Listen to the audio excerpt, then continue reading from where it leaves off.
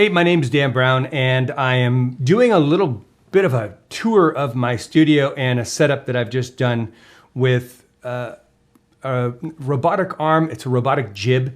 It's through Edelkrone. It's called the JibOne. And I've got a couple different things connected to it. I'm gonna show you what that looks like right now. That is this camera angle. And this camera angle is, I'll just go through it. It's a Sony a6600 with the Sony 50mm lens with optical stabilization. This is sitting on an Edelkrone Head Plus. The Edelkrone Head Plus pan tilt head is sitting on a JibOne from Edelkrone, and the JibOne is sitting on a Pan Pro. That's kind of a new thing that they've got. And what that does, it allows the jib to swing 360 degrees. The jib, of course, can go up and down. And then the pan tilt head can move side to side and, of course, tilt.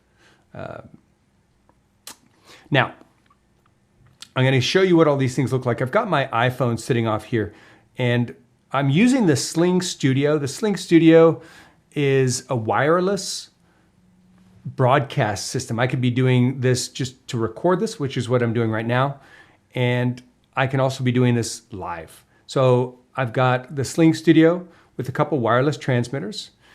Nice thing about the Sling Studio is that you can take your Android, you could take your iPhone and use that as one of the cameras. Now, it's obviously not that nice of a lens, but you get the idea. And I just put it off in the corner here so you can see what's happening with the JibOne and the head and the Pan Pro, which is sitting at the base of this jib. It's this little box that just turns this thing. Otherwise, the JibOne would just go up and down and then would not be able to go side to side. You can angle the jib so it does kind of go side to side, but I got this Pan Pro attachment. You can kind of see it there. It's this little, it's about this big around sitting at the base of the jib. And so I'll show you again. It allows the jib to swing side to side 360 degrees if you wanted to, but I've got some cords there. It's going to tie up on that. The jib, of course, goes up and down. The pan tilt head then can move side to side and, of course, tilt the camera. Now, this setup, if I go through the prices, I think the Pan Pro at the base, about $500. The JibOne, I got it used from B&H, and that was for about $900. The pan tilt head, I just did the Black Friday special. I think I got it for about $1,300. There's a few other little accessories for battery packs and batteries and such. But it's this is the side camera. I'll just cover that real fast. Sony a6400 with a 16mm wide angle lens, nice depth of field. This is the main camera. This is the Sony a6400 with a 30mm lens. And then on the jib, I actually have an a6600 with the 50mm lens. And it gives a very nice, let's see, I guess I'm not there. Let's see. Sorry, that's the one. That's the pan tilt head. I'm using a Stream Deck switcher. Stream Deck, of course, lets me have pre-programmed macros. I can just touch a button and it does a series of commands, or it takes a hotkey in an app, and the Sling Studio has a hotkey, but I don't want to do the hotkeys. I just want to press buttons. So I can just sit here and go camera one, robotic arm, side feed, and my iPhone. And I can have a number of these. I can have 5 iPhones and I would have 10 more or 5 more feeds. So what I wanted to show though is Edelkrone's technology. As far as robotic cameras, I worked for a company called MRMC, and you can look it up. They're specialists. They've got the best robotic camera setups anywhere. And I had the honor of working for that company and starting a US office for it. They do a lot of camera control, robotic motion control. They've got serious equipment. It's flawless. It is fantastic. It's silent. This equipment, now look, I'm here at the edge and you see the camera's kind of leaning. I got to get in touch with Edelkrone to find out what's going on in that. Gets to the end of the jib and it kind of is leaning a little bit left. Now, it's pushing in right now because it's swinging around. You can see it swinging around here, swinging around. And then what it's going to do so it's pushing in a little bit. I've preset 6 different positions, and then I've run them on a looping sequence, and it goes 1, 2, 3, 4, 5, 6, and then 6, 5, 4, 3, 2, 1. And it just repeats that on a loop. What I see is when it goes to the very right and it goes to the very left, the camera leans to the left when it's on the very left and leans to the right when it's on the right. That's imperfect. Does it bother viewers? I don't know. It bothers me. So I'm gonna, I thought maybe I just had to put a sliver or something in under one side of the camera. I thought maybe it was off angle. But of course it's doing it on the right-hand side and the left-hand side. Now you're also seeing a little bit of jerky movement. Is it as jerky as what it would be like if there was a camera operator? No. If you had a camera operator, it's much smoother than somebody hand holding a camera. But I have a DJI RS2 gimbal. And that gimbal, I've actually put that gimbal on the JibOne and it does a fantastic job. There's just some actions about the active track that aren't exactly what I would like. And so I was going to try and get away from doing the pan tilt head and just active track me and have it just do the same thing it's doing right now. It worked pretty well, but some interesting things about that, and I'll cover that in a separate video. I'll actually throw my DJI RS2 on the video. So you've got an idea of what it's doing. Again, I'll give you the iPhone view. It's pretty slick. Is it as smooth as a DJI, like somebody holding a gimbal? It's not as smooth as that. Little jitters here and there, and they repeat every single time. I know that there's slight adjustments that I can do on a tension knob. I don't know that I want to get into that. It says don't touch this knob, but touch it if you need to. So I probably need to get in touch with Edelkrone. But I'm going to do a comparison. I'm going to dial this in and get it as right as it can get. Then I'm going to dial in the DJI RS2. That's a $1,000 setup with the Pro combo pack. It has auto subject tracking. And I did it, and it was actually really impressive, very impressive. Kept me in the thing, and it's adjusting everything automatically. And it just sat on top of this jib, worked really, really well. A couple things that I needed to adjust on it, so I'll play around with that. Sling Studio, that's this live broadcast. So again, I can do a live broadcast. I can have it go to auto switch, and I'll set up the auto switching so you can see what that looks like. Auto switching is, I don't now need to touch anything. It's going to, I've got pre-intervals set up so that on the main cam, I think it's like 15 seconds. On the robotic cam, I think it's 15 seconds. On the side cam, I think it's 10 seconds. There it's on the side cam.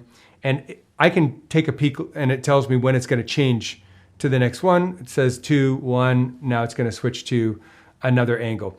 This is set up on the random, so it's just going to grab random feeds. I can also set it up to where it's in sequential order and it just repeats that sequence. I cannot choose 1, 3, 2, 4, 2, 2, 1, 3. I can't choose what camera angle like that, but this is on random, and it gives the impression somebody's doing the switching, and the only one in this office right now is me. I'm the only one here. So I can set up how long it's going to be on each interval. So again, I said the main camera, which is it's on right now, 15 seconds. I think that's what I put. I think I put 10 seconds for the side camera. I think I put 15 seconds for the jib. And I can't remember what I put for the iPhone, but let's see. I'm looking at it right now. 10 seconds. So in 4, 3, 2, 1, it's going to switch. It also tells me what's up next. So it's the main cam. And it's just doing random. Nice for me when I want to do some filming, and it really gives the appearance of that somebody is in this room doing the active switching and maybe even holding a camera. That's what this jib movement is showing. So it's really quite nice in that this is a one-man show right now, and we're getting an effect like I've got a studio. I'm exporting this all to OBS right now and recording it on OBS. So it's a live record. Am I going to do any editing on this? I don't think so. I want you to see what it looks raw, uncut. And that's kind of the setup. I'll go through my other equipment if you have any interest in seeing it. Got the basic of basic things. Some things I splurged a little bit on. I feel the Sling Studio was a bit of a splurge until I realized what it does. And it's enabling all this, and I can stop the switch and automatic switch, and I can do straight on. I can choose cameras right now. I can be looking right at the screen. I'm going to the camera 3. I'm going to the iPhone. Now I'm going to switch to the Jib. And, you know, that's pretty handy. For me to be able to sit here and have at a finger's touch, it's magic. I don't think they're really available anywhere. You can get a bit of a combo, I think, on eBay. But, you know, when COVID hit and so many people went into live stream situation, boy, this was the thing to get. And I got in early. So I got that. I've got 2 wireless transmitters. So what's sitting on the Jib right now is, if you see this vertical thing that's sitting up right there, that is the Sling Studio HDMI wireless transmitter. That transmitter, so there's no wired feed to the Sling Studio hub right now. That's transmitting wireless. I have a battery in the camera. I have that thing, which is a rechargeable battery. I have an HDMI out from my Sony. It's going into that hub, or not that hub, into the what's called a camera link. And the camera link is transmitting to the Sling Studio hub. So this whole, you can see this whole operation right now. The only thing wired is the little piece on the bottom that's called the Pan Pro, and it's swiveling the Jib. I've got that plugged in. It takes a different battery type that I didn't have. The Jib is on batteries. The pan tilt head is on batteries. The camera is on batteries, and the wireless transmitter is on batteries. So the whole thing is actually set up to where I can pick this thing up. I can go anywhere. I can drop it down, and everything is wirelessly transmitting and battery operated. Do I want that many batteries? No. Do I have everything generally hardwired in my studio? Yes, I do. So again, that's the setup. You get the idea that this is, it's a pretty clever setup. Again, I worked for Mike Roberts' Robotic Motion Control, MRMC. You should check out mrmoco.com, mrmoco.com, MRMOCO, and MRMC. This is just fantastic robotics. That pan tilt head is a $20,000 pan tilt head on that particular piece of equipment. You can't get anywhere near it, as far as there's no competition that can come level to that level of precision, quiet, repeatability, and such. I don't have that kind of cash. I really stretched to do this, but I'm going to be doing interviews, and I really want that parallax in there. And I want to be able to easily switch to another camera like I just did here. And I want to be able to pick up on the wide shot and get another view. And I can also, this could be, instead of my iPhone, it could be 2 iPhones or 5 Androids or whatever. And I can also take an HDMI feed in from a computer, so I can show a computer screen, which I've done. Very, very handy to have this for a studio setup. I'll go through my other studio stuff if you're interested in. I'm probably repeating myself right now. I'm just trying to give you a little bit more eye candy with what the camera is doing and what that robotic arm is doing. Again, Edelkrone. Oh, it's not paid. I don't think they'd want me to say the things I said if I was paid. But what really excited about is throwing that DJI RS2 on the Edelkrone JibOne and showing you what I achieved with that. Again, that head is, I think this head plus is normally about a $2,000 head. It's got weight limitations. You could do the bigger pro version, which holds a heavier camera, but I don't know that it fits on this Jib. I think it might be too much weight.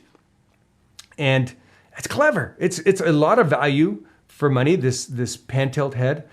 Things aren't anywhere near the $20,000 MRMC head, and why would it be at that price differential? So very affordable for a home studio setup, and I'm pretty pumped about it. Again, you see this movement, this parallax, and the fact that it's pushing in as it's coming around. Now watch the jitters. You'll see the jitters. You see slight there, a little turn, a little turn here and there. I don't know if it's hitting each of the points in the sequence and doing a slight, okay, good, we're going to go to the next point, we're going to go to the next point.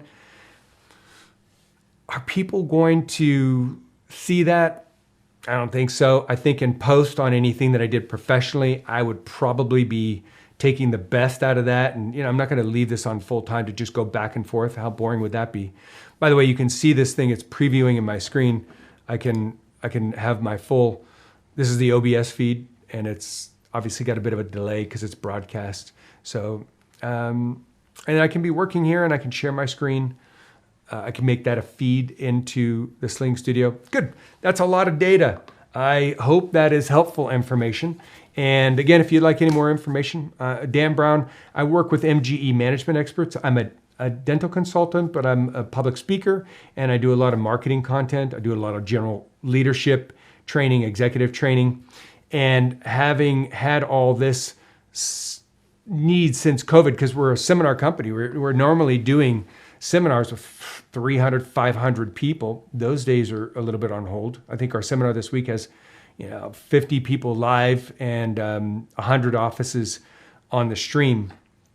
But I'll be streaming from my home studio, and I'll be working on, I'm creating video content and such. So I also have a couple marketing companies that I help people with on marketing and such. So this setup has really paid for itself over and over and over. I do some video editing. I also work with a drone and stuff. Got a couple different drones. Got the Skydio 2, done a video on that, crashed it the first day.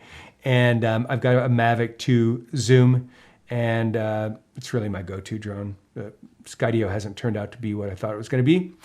And I'll give you any information on any of that stuff, the setup. Let me know in the comments if this was helpful. I think content creation is so powerful. I think it allows us to get, us little guys, get our message out and be able to do so with some professional looking equipment without dropping that kind of money that professionals would really need to do. So really love hearing from you. I hope this is helpful, and we'll see you on the next video. Bye for now.